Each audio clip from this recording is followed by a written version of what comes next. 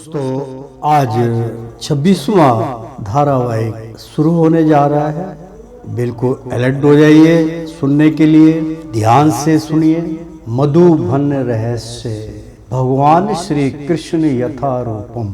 मित्रों, पिछले धारावाहिक में हमने आपको बतलाया था, तो उसकी मैं 2 लाइन रिपीट कर रहा हूँ ताकि आपको पिछले एपिसोड याद आ जाए कि कहाँ तक मधुबन रहस्य की कहानी चली थी। और तांडव नृत्य करते समय आपको इस महामंत्र का उच्चारण करना होगा। नारद जी ने ये वचन कहे, नारायण नारायण, इतने वचन कहकर नारद जी वहां से अंतर ध्यान हो गए। मित्रों, भक्तों, एक बार बोल दो ना, राधे राधे। आगे की कथा शुरू होने जा रही है। आराम से सुनिएगा, प्रेम से सुनिएगा।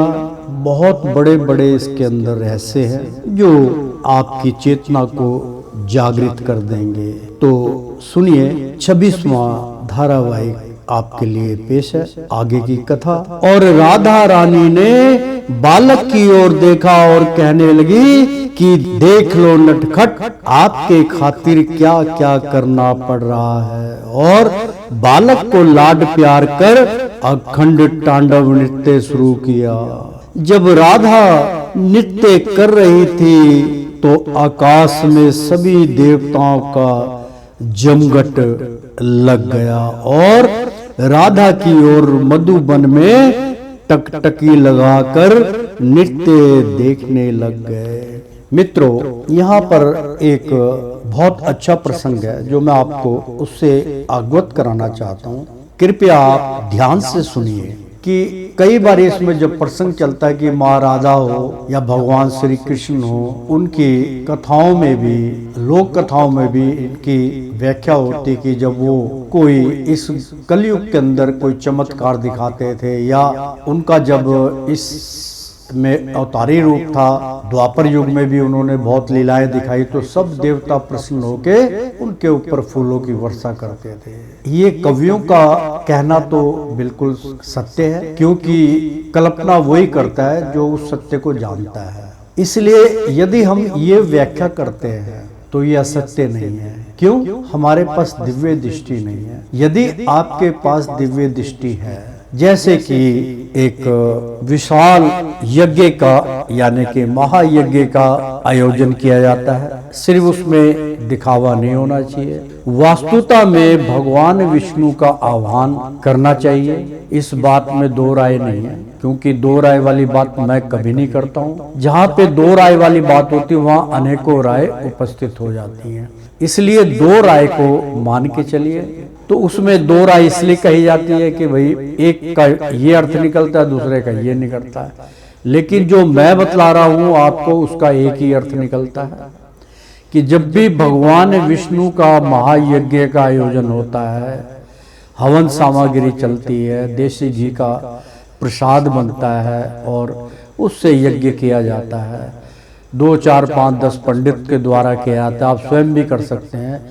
तो भगवान विष्णु दर्शनाथ जरूर होते हैं।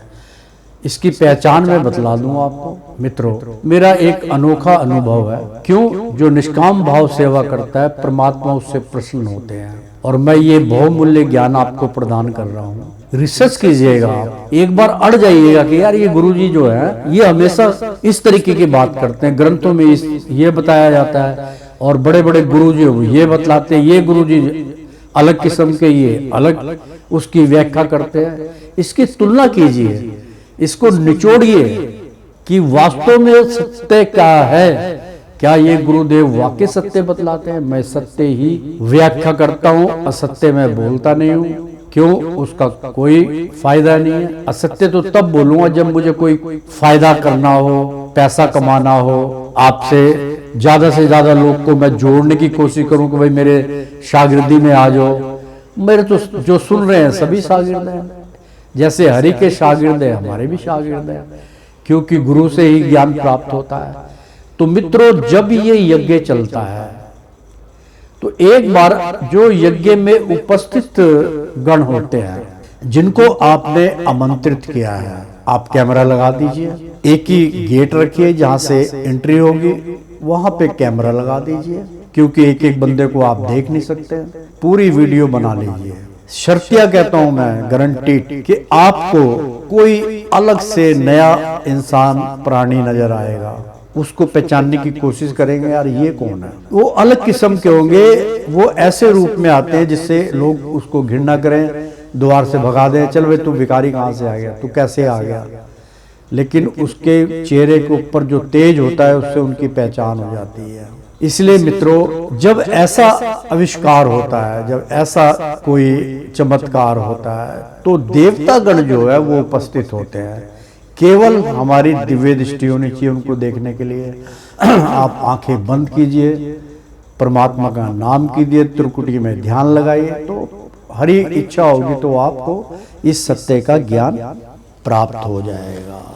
तो इसलिए मित्रों, मधुबन में टकटकी लगाकर नृत्य देखने लग गए। जब राधा अखंड तांडव नृत्य कर रही थी तो आकाश मार्ग से सुगंधित फूलों की वर्षा हो रही थी। जब कई दिनों तक तांडव नृत्य करते करते सारा ब्रह्मांड गूंज उठा और भगवान श्री कृष्ण भी नृत्य देख आनंद हो गए। मित्रों, एक और मैं आपको इसका उदाहरण देता हूं कि आप चूके ना, तब भी आप तय दिल से अगर ईश्वर को याद करते हैं, उनकी आराधना करते हैं, और जो हम आपको ज्ञान बतला रहे हैं, ये भगवान श्री कृष्ण के द्वारा जो मुझे प्रसाद प्राप्त हुआ, मैं वो जैसे विष्णु महाराज का प्रसाद वितरण करना चाहिए, जो उनको उनका भोग कर लेता है वो वैसे तर जाता है, इसी प्रकार से हम इस प्रसाद को आप सब संसार में भोग करवा रहे हैं। जो कर लेगा वो किस्मत वाला, जो नहीं करेगा वो भगवान उसकी मनोकामना पूरी करे, रक्षा करे। तो मित्रों, ये जो प्रसाद आपको मैं दे रहा हूँ ग्रहण करने के लिए, आप ध्यान रखिए, जब भी अंतरकरण, आपके अंतरकरण में हमारी वाणियां प्रवेश कर जाएंगी, जो हम भगवान श्री कृष्ण की वाणियों के द्वारा आपके अंतरकरण में आपकी आत्मा को, आपके मन को आत्मा का अधीन का ये योग बतला रहे हैं। एक बारी बड़े ध्यान से आप इसको सुनिए, सारे काम से निवृत्त हो जाइए। मुझे आज कोई काम नहीं करना, मुझे चाय नहीं पीनी है, मुझे खाना नहीं खाना है, मैंने केवल आधा पौना घंटा जो भी इस सत्संग को बड़े ध्यान से सुनना है और अपना ध्यान भगवान श्री कृष्ण, राधा और जो इसके अंदर व्याख्या की जा रही है जिनके नाम की, उनका ध्यान करना। मैं क्या बतलाऊं आपको, अपना हृदय से मैं कहता हूं कि यदि आप ऐसा कर लेंगे तो आप सोचेंगे जी हमें कैसे पता चलेगा कि भगवान दर्शनार्थ हुए। आप कहीं बैठ जाइए, एकांत में बैठ जाओ, छत पे बैठ जाओ, घर में बैठ जाओ। बुजुर्ग आदमी जो होते हैं वो, उनको बहुत जल्दी भगवान, अगर उनका ध्यान लग जाए तो वो अपनी ओर आकर्षित कर लेते हैं।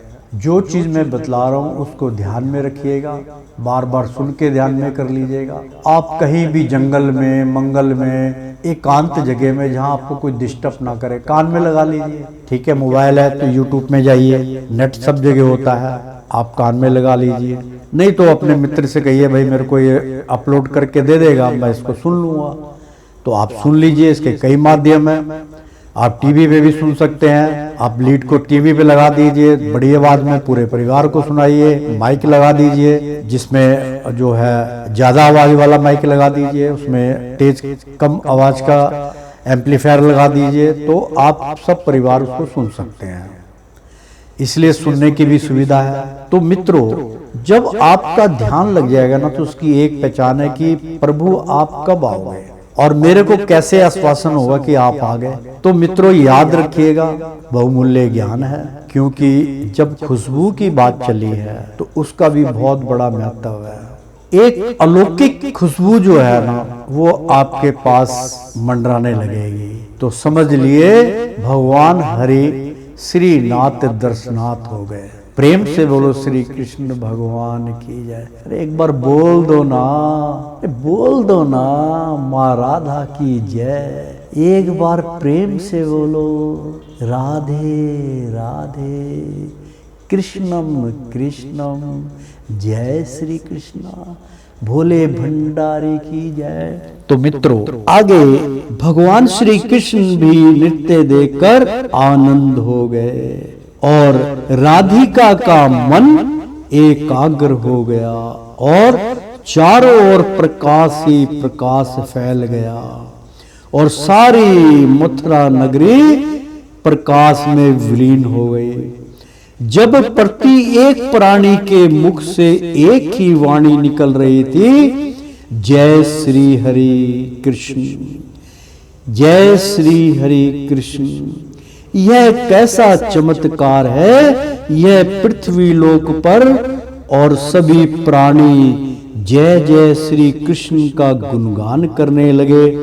चारों ओर जय जय कृष्ण कन्हैया की गूंज सुनाई दे रही थी और राधा नृत्य में इतनी मगन हो गई कि उनको अपना भी होश ना रहा और तांडव नृत्य करते करते राधा की पाजेब का एक घुंघरू टूटकर, सबसे पहले मित्रों, बहुत अद्भुत कथा का ये प्रसंग है। इसको आप सत्य मानिए कि कितना भव्य तांडव हो रहा होगा माँ राधा का, और इस सत्य को इसी के द्वारा, मधुबन रहस्य के द्वारा ही आप तक पहुंच रहा है, अन्यथा इसका कोई रहस्य नहीं जानता। जो हमने देखा उसी की हम व्याख्या कर रहे हैं। तो जब पहला घुंघरू यानी कि नृत्य करते करते राधा के पाजेब का एक घुंघरू टूटकर सबसे पहले कितनी अलौकिक शक्ति उसके अंदर प्रवेश हो गई थी। सबसे पहले दिल्ली के जमुना जी जल में वो घुंघरू गिरा। जब पहला घुंघरू टूटा तो भगवान विष्णु कृष्ण कन्हैया के खजांची श्री कुबेर जी दौड़े घबराए हुए भगवान श्री कृष्ण जी के पास पहुंचे और अरदास लगाई, हाथ जोड़े अरदास लगाने लगे, हे कृष्ण कन्हैया दर्शन दो प्रभु, दर्शन दो प्रभु। जब कृष्ण कन्हैया ने सोचा कि यह तो हमारे कुबेर की पुकार है, और पुकार सुनकर कुबेर के पास पहुंचे और कहने लगे, महाराज श्री विष्णु की जय हो, भगवान श्री कृष्ण कन्हैया की जय हो। जब कुबेर ने इतना कहा तो भगवान कहने लगे, बोलो कुबेर कैसे आना हुआ। कुबेर कहने लगे कि हे कृष्ण कन्हैया, आपका एक लोक का खजाना खाली होने लगा है, समझ लीजिए खाली हो गया। माता लक्ष्मी रूपम राधिका के चरणों से एक घुंघरू टूटकर दिल्ली नगरी में जा गिरा। कन्हैया ने कहा, कोई बात नहीं कुबेर, दिल्ली बिगड़ेगी और बनेगी, ऐसा होता रहेगा। और भगवान वहां से अंतर ध्यान हो गए। भगवान श्री कृष्ण जी के कहने का तात्पर्य यह हुआ कि जो भी दिल्ली पर राज करेगा वह धनवान जरूर होगा, और दिल्ली सभी राज्यों से धन में अधिक परिवर्तन करेगी, परिवर्तन होगा, परंतु बनेगा और बिगड़ेगा। यानी कि दिल्ली को भगवान श्री कृष्ण का शाप कह सकते हो या उनकी रची हुई रचना कह सकते हो। ये दिल्ली राजधानी कभी बिगड़ती है और कभी बनती है। ये बहुत, क्योंकि आप जानते होंगे ऐतिहासिक की अगर बात करो तो हमारी दिल्ली राजधानी पहले कलकत्ता थी, उसके बाद परिवर्तन होते होते दिल्ली बनी, और दिल्ली हमेशा राजनीतिक में सबसे ज्यादा उभरती है, फिर बिगड़ती है, कभी फुटपाथ पे आ जाती है, कभी आर्थिक व्यवस्था बन जाती है, कभी बिगड़ जाती है, कभी कारोबार ठप हो जाता है, गाड़ियां अमीरों की निशानी होती है, दिल्ली से ज्यादा ट्रैफिक, दिल्ली से ज्यादा कारें, स्कूटर, मोटरसाइकिल किसी भी देश में नहीं है। यानी कि हमारे देश में कहीं पे भी नहीं है। ऐसा विचार इसमें उत्पन्न किया गया। जब कुबेर का एक खजाना खाली हुआ और भगवान श्री कृष्ण जी ने यह कहकर टाल दिया कि कोई बात नहीं कुबेर, यह तो आने जाने की माया है, आज चली जाएगी तो कल फिर आ जाएगी। यह वाणी सुनकर सभी देवता गण भी सोच विचार में पड़ गए कि अब आगे क्या होगा। भगवान शिव ने अगर देवी राधिका की पुकार यदि नहीं सुनी तो अनर्थ हो जाएगा और देवी राधिका का फिर से क्रोध में आ जाएंगी तो क्या होगा। जय गुरुदेव, रक्षा करो। और राधा बोले शंकर की स्तुति करने में कठिन नृत्य कर रही थी। भगवान शिव प्रसन्न हो जाए तो सारी समस्या का समाधान हो जाएगा, परंतु उनके कानों में भनक तक नहीं पड़ी। लेकिन राधिका तो हठ योग द्वारा नृत्य कर रही भगवान भोले की रिझा रही थी। सारा विश्व, सारे लोग राधा की पायल की झनकार में, उनकी झनकार की गूंज में पूरा संसार गूंज रहा था। मानो पाताल आसमान एक हो जाएंगे। जब लगन में राधा शिव की स्तुति कर अपने आप को बैराग की भांति मगन थी और नाचते नाचते राधा लक्ष्मी के चरणों की पायल से एक और घुंघरू टूटा। हरे कृष्ण जय जय कृष्णा। एक बार बोल दो ना राधे राधे, क्योंकि अखंड तपस्या में ऐसा होना उचित है। चरणों की पायल से एक और घुंघरू टूटा और गुजरात में, यानी कि गुजरात के जल में जा गिरा। तब दूसरे लोक का खजाना खाली हो गया और कुबेर जो हरि के खजांची थे, हरि के पास पहुंचे और हरि को याद किया।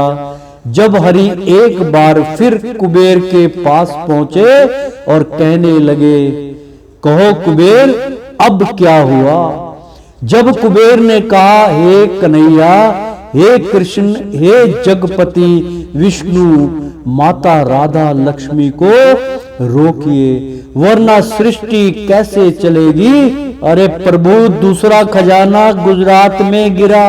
दूसरे घुंघरू का मतलब है जैसे आपने सुदामा को की जो 3 मुट्ठी चावल आपने सुदामा से भेंट ली थी और एक एक करके आपने उसको लोक में बदल दिया था और एक जब मुट्ठी रह गई थी तो वो माता लक्ष्मी तीनों देवियों ने उसको छीन लिया था कि इसमें हमारा भी हिस्सा है।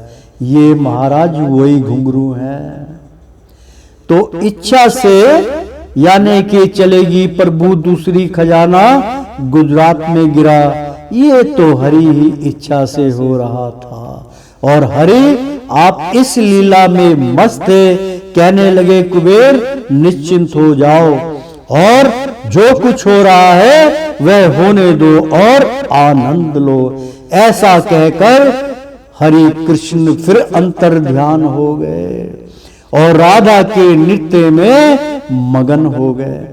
जब सभी लोकों में हलचल सी मच गई कि अब क्या होगा, देवता गण त्राही त्राही करने लगे कि हरि तो यानी कि अपना हरि लीला में मस्त थे, राधा के प्यार में खो गए हैं और भोले शंकर भक्ति में विलीन है, उनको छेड़ना भी ठीक नहीं है। इसी प्रकार राधिका ये सारे गुणों से बाहर थी और लगन में डूबी भगवान शिव की आराधना में लग गई थी कि कभी तो भोले शंकर के मन में मेरी पुकार सुनेंगे और मुझे अपने दर्शन से मेरा सारा हाल मालूम करेंगे और मेरी समस्या का समाधान कर डालेंगे।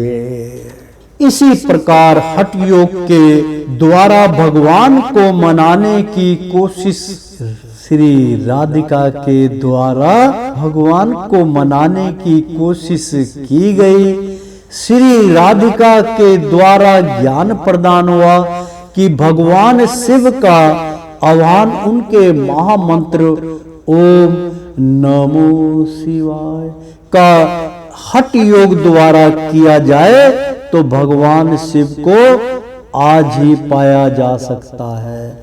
ऐसा विचार हमारे मन के संग्रहालय में उत्पन्न हुआ और इसी प्रकार श्री राधा लक्ष्मी के चरणों की धारा से एक और घुंघरू टूटा और खजाना महाराष्ट्र में जा गिरा। बात भी सत्य है कि भारतवर्ष में यह 3 राज्य ऐसे हैं जो सभी राज्यों से धनवान हैं और बिगड़ते और बनते हैं।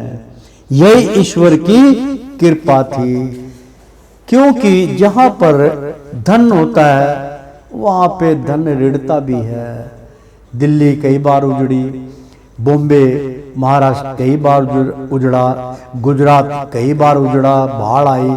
ये उन्हीं का वो लेखा जोखा है, क्योंकि हमें तो ये तो अभी की 15-20 साल पहले की बात होगी, लेकिन ये ज्ञान जो है ये तो 35 साल करीब इसको हो गया है जब हमने इसको लिखा था, इसका उदाहरण दिया था। इसलिए हम इसमें कोई नकल का प्रवेश नहीं कर रहे हैं। जो सत्य है हम उसी को बदला रहे हैं। और जहां जहां ये घुंघरू गिरे, जहां जहां प्रभु का खजाना, सबसे बड़ी इसकी पहचान है कि वहां जल है।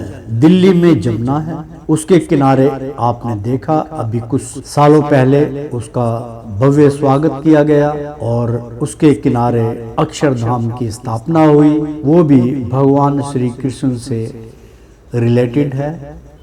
एक दूसरा गुजरात में भी धार्मिक स्थल भगवान श्री कृष्ण के बहुत हैं। वहाँ भी अक्षरधाम है, इस्कॉन टेम्पल है, यहाँ दिल्ली में भी इस्कॉन टेम्पल है और बॉम्बे में भी इस्कॉन टेम्पल है, दरिया का किराना है। और लक्ष्मी मंदिर जो है बड़ा फेमस है, गणेश का मंदिर है। तो लक्ष्मी का मतलब होता है कि भगवान श्री कृष्ण और लक्ष्मी का समुद्र के किराने आगमन है बॉम्बे में। इसलिए मित्रों ये बहुत सत्य रचना है, इससे मैं आपको अवगत करा रहा हूँ। बात भी सत्य है कि भारतवर्ष में यह 3 राज्य ऐसे हैं जो सभी राज्यों से धनवान हैं। यही ईश्वर की कृपा थी। नंबर 1 दिल्ली प्रदेश, नंबर 2 गुजरात प्रदेश और नंबर 3 महाराष्ट्र यानी के बॉम्बे। यह 3 राज्य आज भी सभी राज्यों से धनवान हैं। जब तीसरा खजाना खाली हुआ तो सारे देवताओं में हलचल मच गई और सारा ब्रह्मांड हिलने डुलने लगा और देवता गण मिलकर ओम नमो शिवाय, ओम नमो शिवाय का जप करने लगे। जप चल रहा था, सारे लोकों में एक ही ध्वनि निकल रही थी कि किसी भी तरीके से, किसी भी उपाय से, किसी भी संघर्ष से भोले शंकर जागे तभी कुछ हो सकता है। जब आकाश पताल सारे लोकों से पक्षियों की चहचहाट और जानवरों की आवाज, पेड़ पौधे हर तरफ से एक ही गूंज सुनाई दे रही थी। साए साए की आवाज में भी भोलेनाथ का सुर साध रहा था। ओम नमो शिवाय का जाप निकल रहा था। मित्रों एक मैं बहुत महत्वपूर्ण बात आपको बतला दूं, मैं बीच में से रोक के बतलाता हूं तो आपकी कड़ी टूटनी नहीं चाहिए। कि यार बीच में गुरुजी पता नहीं क्या बतलाने लगते ना। मैं आपको भी अध्यात्म ज्ञान से जोड़ने की चेष्टा करता हूँ, साथ के साथ मैं उदाहरण देता हूँ, और मेरे उदाहरण देने का तात्पर्य क्या है आप उसको समझिए। जब कभी तेज हवाएं चलती है, कई बार ऐसा होता है बहुत गर्मी होती है और बहुत दिल को छूने वाली हवा चलती है, और उस हवा के अंदर पेड़ के पास आप खड़े हो जाइए, आप ध्यान से सुनिए। पेड़ के अंदर भी एक स्वर निकलता है, क्योंकि हवा के अंदर जो सांसें होती है वो आपको सुनाई नहीं देगी। पेड़ से टकराएगी तो उसकी ध्वनि आपको सुनाई देगी, पेड़ में से आवाज निकलेगी। पेड़ के अंदर 3 महत्वपूर्ण गुण होते हैं। आपको ये महसूस करना है कि भाई क्या वृक्ष राम का नाम जपते हैं, तो आप ध्यान कीजिए और उस सुर को अपने सुर से मिलाइए, तो आपको स्पष्ट सुनाई देगा कि उस सुर के अंदर, उस 60 में वो गूंज निकल रही है। जैसे समुद्र के अंदर जो शंख होता है, शंख के अंदर आप पानी भर दीजिए, फिर उस पानी भरने के बाद आप कान में लगाइए तो आपको समुद्र की लहरों की आवाज सुनाई देगी।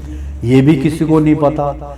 शंख सब लोग लगते पूजा के लिए बजाते हैं, सब कुछ करते हैं, आप खाली शंख लगा दीजिए, आपको लगेगा हवा कहाँ से आ रही है, हवा की आवाज कहाँ से आ रही है। लेकिन आप ध्यान से सुनेंगे तो आपको उसमें जो है लहर सुनाई देगी, और राम का नाम भी सुनाई दे सकता है, आपको ध्यान लगाएं। तो इसी प्रकार से जब 60 चलती है तो ओम आप सुन सकते हैं, नमो शिवाय का जाप सुन सकते हैं, हरे कृष्णा कृष्ण कृष्ण हरे हरे का भी जाप सुन सकते हैं।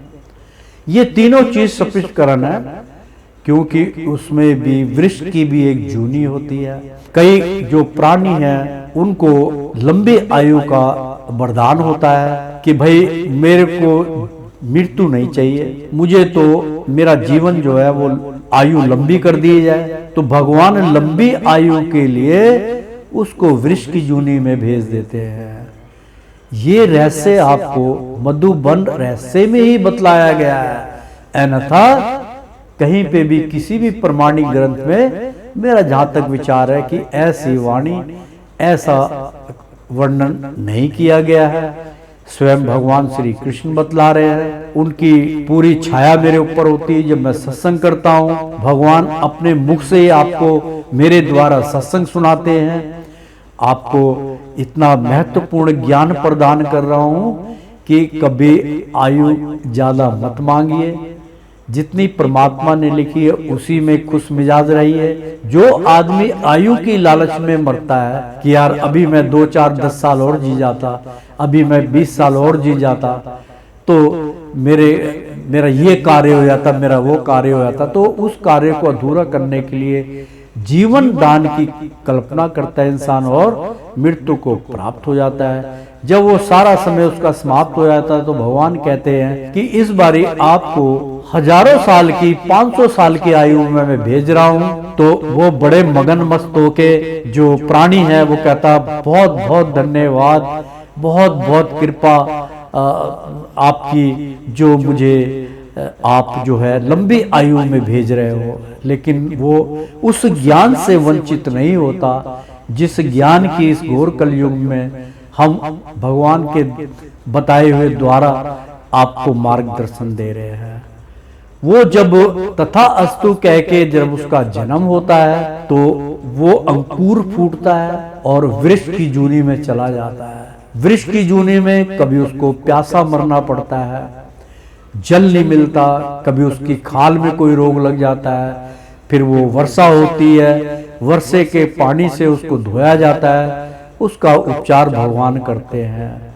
और उसी प्रकार से वृक्ष बड़ा होता है। कभी किसी को आवश्यकता पड़ी तो पेड़ को एक उसका हाथ काट डालता है, कभी कुछ काट डालता है। वो संकट, वो सब कुछ उसको झेलना ही पड़ता है मित्रों। ये सत्य है, ये सत्य है, ये सत्य है। क्योंकि मैं एक छोटा सा एग्जांपल दे रहा हूँ। किसी ने पीपल काटा, ठीक है, उसके घर के आगे पीपल लगा था, एमसीडी को अपना पास करा के पैसा वूसा दे के 2 नंबर में उस पेड़ को कटवा दिया। और वो पेड़ कम से कम मेरे ख्याल 100 साल पुराना होगा मित्र, बहुत लंबा चौड़ा पेड़ था। उसको नीचे से जड़ से उसको कटवाना शुरू कर दिया और जड़ से जब वो कटा पेड़, उसको ऊपर से ढक दिया गया।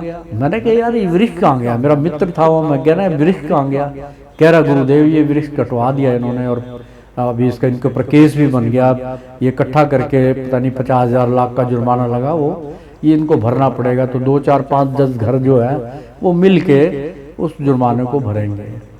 मैंने कहा यार दिखा जरा। आप यकीन मानिएगा मेरी अंतर्करण मेरा रोने लगा उसको देख के। जब उसको हटाया गया, पहली बात तो जब वृक्ष लग रहा था, जब उबर तभी उसको उखाड़ के कहीं दूसरी जगह पे उसका रोपण कर देते, कोई दिक्कत नहीं थी। अब इतना विशाल वृक्ष तो तुमने काट दिया अपने स्वार्थ के लिए। और अंत उसका क्या हुआ, जब मैंने उसको ऊपर से बोरी हटाई, मित्रों आप यकीन मानना बिल्कुल ब्लड उसमें से निकल रहा था, लाल रंग का निकल रहा था। अगर कोई मेरे बुजुर्ग सुन रहे होंगे जो एक्सपीरियंस होल्डर होते हैं, जो किसान होते हैं, जिन्होंने खेती की होती है, जिन्होंने अपने हाथों से उस पेड़ को देखा होता है और कुछ मंत्रों द्वारा उसको कटवा दिया जाता है, तो जब आप उस वृक्ष को कटे हुए को देखोगे जड़ को, तो उसके अंदर ब्लड निकलता हुआ मैंने खुद देखा। तो मित्रों उसमें इसका मतलब है कि वृक्ष के अंदर भी जूनी होती है, उसके अंदर जान होती है। इस बात को कभी नहीं भूलना चाहिए। ओम नमो शिवाय, ओम नमो शिवाय, ओम नमो शिवाय। यदि आज भी प्राणी ध्यान योग द्वारा इस ओम की गूंज को सुनना चाहे तो सुन सकता है।